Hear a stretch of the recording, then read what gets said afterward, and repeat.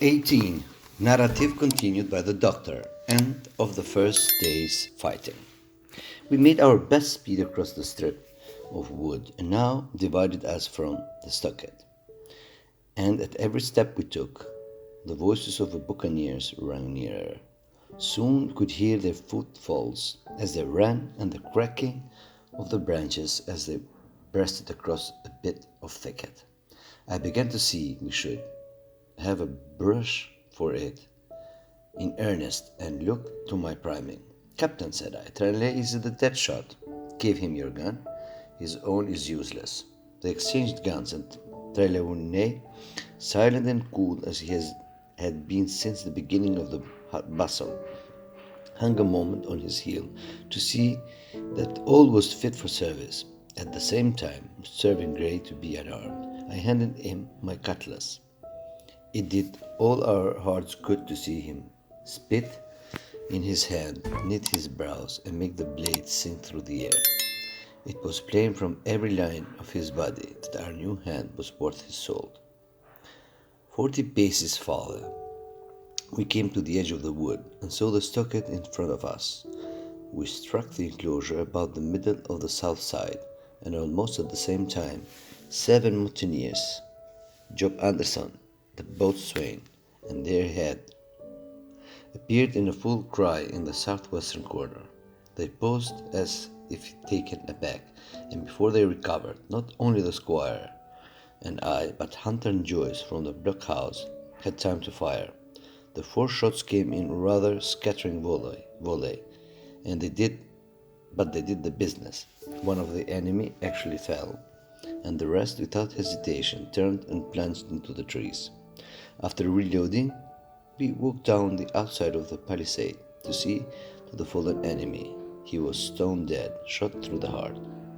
We began to rejoice over our good success when just at the moment a pistol cracked in the bush, and a ball whistled close past my ear, and poor Tom Redruth stumbled and fell his length on the ground. Both the squire and I returned the shot, but as we had nothing to aim at, it is probable we only wasted powder. Then we reloaded and turned our attention to the poor Tom. The captain and Gray were already examining him, and I saw with half an eye that all was over. I believe the readiness of our return volley had scattered the mutineers once more, who were suffered without further molestation, to get the poor old gamekeeper hoisted over the stockade and carried, groaning and bleeding, into the log house. Poor old fellow, he had not uttered one word of surprise, complaint, fear, or even acquiescence from the very beginning of our troubles till now, when we had laid him down into the log house to die. He had lain like a Trojan behind his mattress in the galley. He had followed every order silently, doggedly, and well, he was the oldest of our party by a score of years, and now sullen old serviceable servant. It was he that was to die. The squire dropped down beside him on his knees and kissed his hand, crying like a child. Be I going, doctor? He asked. Tom, my man, said I, you're going home. I wish I had had a lick of them with the gun first, he replied. Tom, said the squire, say you forgive me, won't you? Would that be respectful like from me to you, squire, was the answer. Howsoever, so be it, amen. After a little while of silence, he said, thought somebody might read a prayer. It's the custom, sir, he added apologetically. And not long after, without another word, he passed away. In the meantime, the captain, whom I had observed to be wonderfully swollen about the chest and pockets, had turned out a great many various stores: the British colours, a Bible, a coil of Scottish rope, pen, ink, the logbook, and pounds of tobacco. He had found a longish fir tree lying felled and trimmed in the enclosure, and with the help of the hunter, he had set it up the corner of the log house, where the trunks crossed made an angle. Then climbing on the roof, he had his own hand bent and ran up the colors. This seemed mightily to relieve him. He re-entered the log house and set about counting up the stores as if nothing else existed. But he had an eye on Tom's passage for all that, and as soon as all was over, came forward with another flag and reverently spread it over the body. "Don't take on, sir," he said, shaking the squire's head. "All's well with him. No fear for a hand that's been shot down in his duty to captain and owner. It mayn't be good divinity, but it's a fact." Then he pulled me aside. "Dr.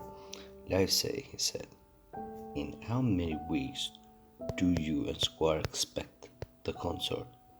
I told him it was a question not of weeks, but of months, that if we were not back by the end of August, bluntly, it was to send to find us, but neither sooner nor later. "You can calculate for yourself," I said. "Why, yes," returned the captain, scratching his head, "and making a large allowance, sir, for all the gifts of Providence. I should say we were pretty close-hauled." "How do you mean?" I asked. "It's a pity, sir, we lost the second load." "That's what I mean," replied the captain. "As for the powder and shot, will do, but the rations are short, very short, so short, Dr. Livesey, that we're perhaps as well without that extra mouth." And he pointed to the dead body under the flag. Just then, with a roar and a whistle, a round shot passed high above the roof of the log house and plumped far beyond us in the wood. "Ho, ho," said the captain, "blaze away. You've little enough powder already, my lads." At the second trial, the aim was better, and the ball descended inside the stockade, scattering a cloud of sand, but doing no further damage. "Captain," said the squire, "this house is quite invisible from the ship. It must be the flag they are aiming at. Would it not be wiser to take it down, take it in?" "Strike my colors," cried the captain. "No, sir, not I." And as soon as he had said the word, I think we all agreed with him, for it was not only a piece of stout, seamanly good feeling, it was good policy besides, and showed our enemies that we despised their carronade. And through the evening they kept thundering away. Ball after ball flew over and fell short or kicked up the sand in the enclosure, but they had to fire so high that the shot fell dead and buried itself in the soft sand. We had no ricochet to fear, and through one popped in through the roof of the log house and out again through the floor. We soon got used to that sort of horseplay and minded it no more than cricket. "This is one good thing about all this," observed the captain. "The wood in front of us is likely clear. The ebb has made a good while the stores should be uncovered. Volunteers to go and bring in pork." Gray and Hunter were the first to come forward. Well armed, they stole out of the stockade, and it proved a useless mission. The mutineers were bolder than we fancied, or they put more trust in Israel's gunnery. Four or five of them were busy carrying off our stores and wading out with them to one of the gigs that lay close by, pulling an oar or so to hold her steady against the current. Silver was in the stern sheets in the common, and every man of them was now provided with a musket from some secret magazine of their own. The captain sat down in his log, and here is the beginning of the entry.